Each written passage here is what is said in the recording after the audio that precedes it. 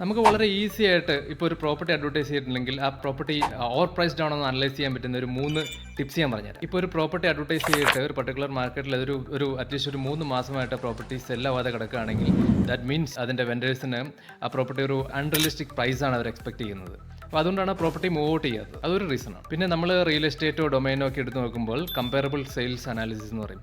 ഈ same പ്രോപ്പർട്ടിയിൽ similar ആയിട്ടുള്ള properties അടുത്ത സ്ട്രീറ്റിൽ തൊട്ടടുത്ത് നമുക്ക് ഇതിനേക്കാളും കുറഞ്ഞ പ്രൈസിന് പോയിട്ടുണ്ടെങ്കിൽ അത് നമുക്ക് മനസ്സിലാക്കാം ഈ പ്രോപ്പർട്ടിയുടെ പ്രൈസ് ഇച്ചിരി കൂടുതലാണ് എന്ന് നമുക്ക് മനസ്സിലാക്കാൻ പറ്റും. പിന്നെ നമ്മൾ ആ പ്രോപ്പർട്ടി ഇൻസ്പെക്ട് ചെയ്യാൻ പോകുമ്പോൾ വളരെ കുറച്ച് ആളുകളെ ആ പ്രോപ്പർട്ടി ഇൻസ്പെക്ഷന് വന്നിട്ടുള്ളൂ എന്നുണ്ടെങ്കിലും പിന്നെ നമ്മൾ ഇൻസ്പെക്ഷൻ കഴിഞ്ഞ് നമ്മൾ വീട്ടിൽ തിരിച്ചെത്തി കഴിഞ്ഞാലും ഈ ഏജൻറ്റ്സ് നമ്മളെ വിളിച്ചുകൊണ്ടിരിക്കുകയാണ്, what is your update on that, അങ്ങനെ വിളിച്ചുകൊണ്ടിരിക്കുകയാണെങ്കിൽ നമുക്ക് മനസ്സിലാക്കാം ആ പ്രോപ്പർട്ടി ഇത്തിരി ഓവർ പ്രൈസ്ഡ് ആണ്, കാര്യമായിട്ടുള്ള റെസ്പോൺസ് ഒന്നും അവർക്ക് കിട്ടിയിട്ടില്ല. നമുക്ക് അത് വെച്ചിട്ട് നമുക്ക് നെഗോഷിയേറ്റ് ചെയ്യാനും പറ്റും. അപ്പോൾ ഒരു കാരണവശാലും ഓവർ പ്രൈസ്ഡ് ആയിട്ടുള്ള പ്രോപ്പർട്ടി പോയി വാങ്ങാതിരിക്കുക.